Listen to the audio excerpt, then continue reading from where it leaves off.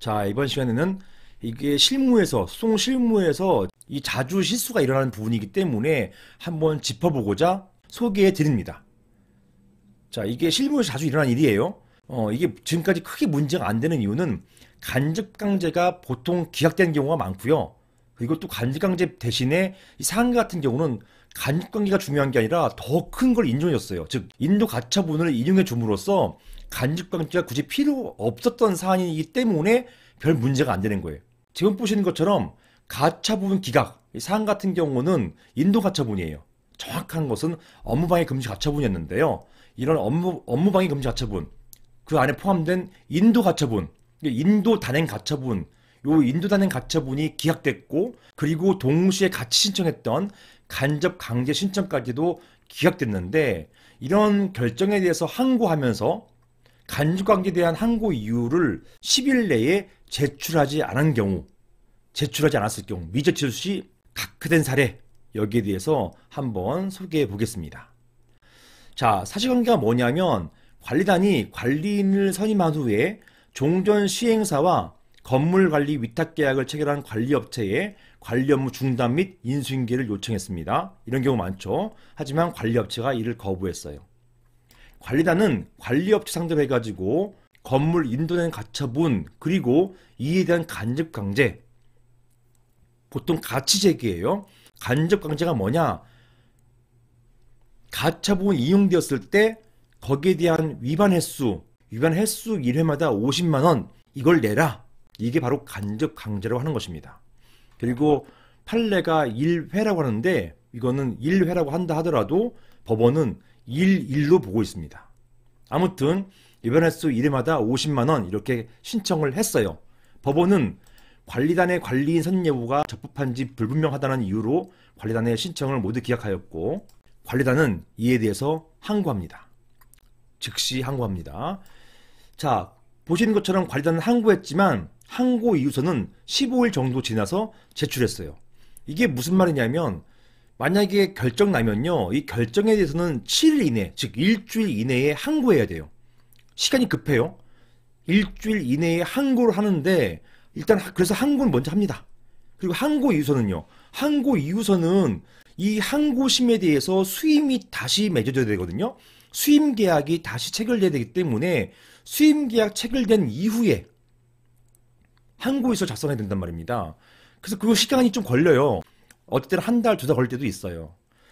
사안 같은 경우도 실제 항고 이유서는 한 15일 정도 항고됐고, 그 이후에 이제 수임 절차, 항고심 수임 절차가 이제 있었잖아요. 수임 절차가 있고, 그 다음에 이제 항고 이유서 제출하니까 그 기간이 항고한 때로부터 15일 정도 지났어요.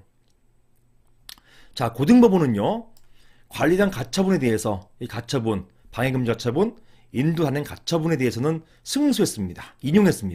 인용했지만 간접 강제에 대해서는 항고 이유서가 늦게 제출됐다는 이유로 각하 결정을 내렸습니다. 사실은 뭐 각하 내려도 큰 의미는 없어요. 왜냐? 더 큰 거, 즉 인도 가처분이 인정됐기 때문에 인용됐습니다. 인용됐기 때문에 인도 받아버리면 끝나는 거예요. 굳이 뭐 간접 강제 기다릴 필요가 없습니다. 뭐 위반시마다 이래 필요 없어요. 그냥 인도를 확 받아버리면 되는 것이에요. 고등법원의 결정 보시면 이렇게 봤어요. 각하 이유에 대해서 간접강제 신청에 관한 재판은 이것은 즉시항고다. 이러한 즉시항고는 민사집행법 261조 2항에 정한 민사집행법상의 즉시항고이다. 자, 보실게요. 민사집행법 261조 간접강제 나왔죠. 간접강제에 대해서는 즉시항고할 수 있다라고 되어 있습니다. 자, 이런 즉시항고이다. 이런 민사집행법상 즉시항고는 집행의 신속을 기하고, 이 집행, 요거 중요합니다. 집행, 요거 자체가 중요한 거예요. 집행의 신속을 기하고 그 남용을 방지하는 취지에서 항고 신청하면서 그 이유를 명확하게 하여야 한다. 지금 항고는요, 두 가지였습니다. 방해금지 가처분 기각, 즉 방해금지 포함된 인도 가처분 기각과 그 다음에 간접강제 신청에 대한 기각, 두 가지였던 거예요.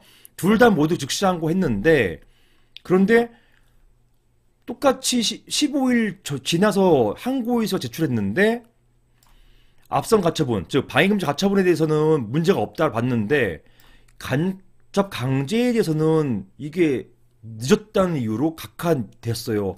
어쩌면 둘 다 늦었는데요. 둘 다 늦었는데 간접 강제에 대해서만 특히 늦었다 이렇게 해서 각하 결정을 내린 겁니다. 이게 이제 무슨 말이냐? 이런 간접 강제는 여기에서 집행행과 관련된 부분이에요.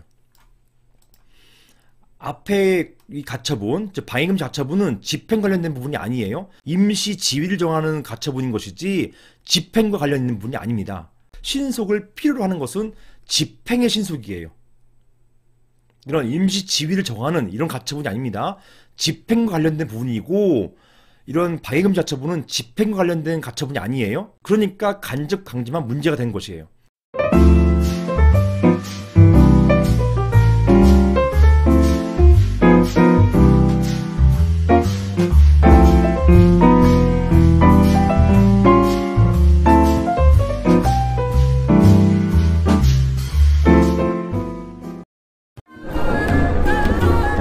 이번 역은 교대역 법무법인 라움입니다.